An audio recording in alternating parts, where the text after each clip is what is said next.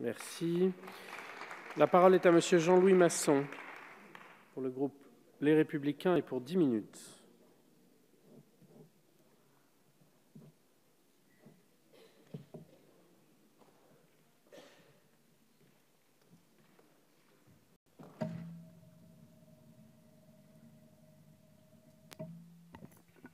Merci Monsieur le Président, Madame la Ministre, Madame la rapporteure, Madame la Présidente de la Commission des lois, Monsieur le rapporteur, mes chers collègues. Nous examinons aujourd'hui la proposition de loi déposée par la France Insoumise. Celle-ci a un double objet. D'une part, réduire les cas dans lesquels les forces de l'ordre peuvent procéder à des contrôles d'identité. D'autre part, prévoir la mise en place d'un récépissé dans le cadre d'un contrôle d'identité. Je le dis d'emblée, le groupe Les Républicains est tout à fait opposé à cette proposition de loi. Tout d'abord, les contrôles d'identité sont des outils indispensables aux policiers et aux gendarmes. Il serait irresponsable de restreindre leur champ. Sans contrôle d'identité, il n'y a pas de police possible. L'article 1er restreint les possibilités pour les forces de l'ordre d'y avoir recours, en ne permettant les contrôles d'identité que dans l'hypothèse où il existe des raisons objectives et individualisées de penser qu'une infraction a ou va être commise, au lieu d'une raison plausible. Dans un contexte de menace terroriste maximale et de hausse continue de la délinquance, il convient à l'inverse de maintenir, sinon d'accroître, les possibilités de procéder à de tels contrôles. Parallèlement, nous sommes opposés à la mise en place d'un récépissé dans le cadre d'un contrôle d'identité pour plusieurs raisons. Tout d'abord, je tiens à rappeler que les contrôles d'identité sont d'ores et déjà encadrés, comme l'a développé Madame la Ministre.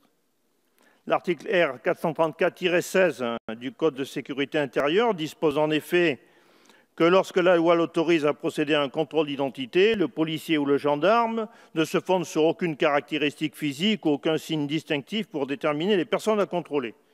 Le contrôle d'identité se déroule sans qu'il soit porté atteinte à la dignité de la personne qui en fait l'objet, telle est la rédaction de l'article 434-16. Il est ensuite prévu d'assurer une identification des auteurs du contrôle d'identité. Pour cela, le matricule de l'agent concerné est apposé sur son uniforme pour permettre les recours éventuels de ceux qui s'estimeraient contrôlés à tort ou de manière excessive. Enfin, les caméras piétons des agents de police dans les zones de sécurité prioritaires ont été mises en place par le décret de la loi Égalité et Citoyenneté de mars 2017. Ensuite, votre proposition est un signe inacceptable de défiance à l'égard des forces de l'ordre.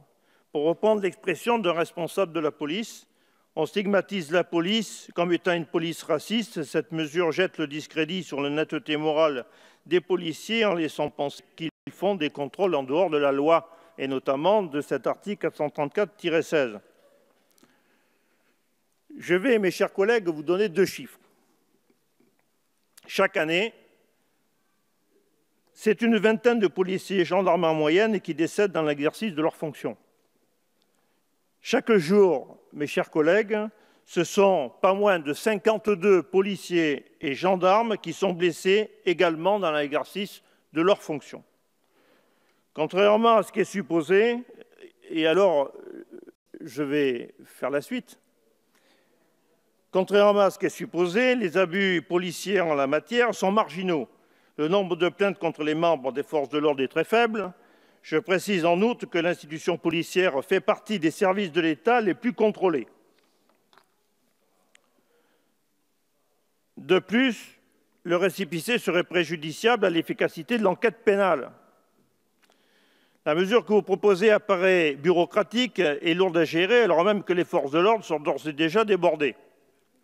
Cela constituerait un surcroît important de travail sur le terrain en remplissant ces récépissés, puis en les traitant à leur retour dans leur brigade ou leur commissariat. Mais il y a plus grave. La CNIL a émis des réserves fortes sur la fiabilité juridique de ce dispositif et s'est inquiétée des possibilités de fichage, voire de traçage des personnes contrôlées.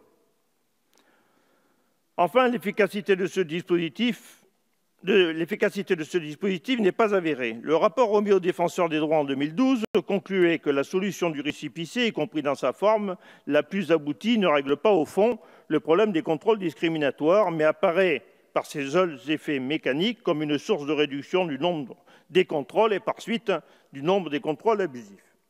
Pour toutes ces raisons, alors même qu'il s'agissait de l'engagement du candidat Hollande en 2012 et que plusieurs amendements ont été déposés en ce sens, la précédente majorité a refusé la mise en place d'un tel dispositif. Alors j'ai bien entendu, Madame la députée Rubin, le récit de cette personne contrôlée le matin dans le métro, qui arrive en retard à son travail, etc. Je vais vous raconter une autre histoire que je connais très bien, la mienne.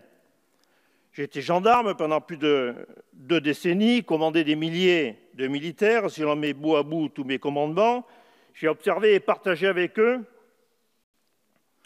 on pourrait dire de même des policiers, un grand respect de la personne humaine, une conscience professionnelle élevée, et je ne confirme pas cette affirmation selon laquelle la chasse au numéro serait un leitmotiv. Je ne dis pas que ça n'existe jamais, je dis que je ne la connais pas personnellement. Pour finir, j'ai eu malheureusement l'occasion, quelquefois, d'aller annoncer à l'épouse que son mari avait été tué en service commandé. Ce fut évidemment des drames extrêmes, face auxquels le pseudo-traumatisme des contrôles de l'identité me paraît particulièrement dérisoire. D'ailleurs, pourquoi craindre les contrôles d'identité lorsqu'on n'a rien à se reprocher? Le groupe Les Républicains votera donc contre cette proposition de loi. Je vous remercie, Monsieur Masson.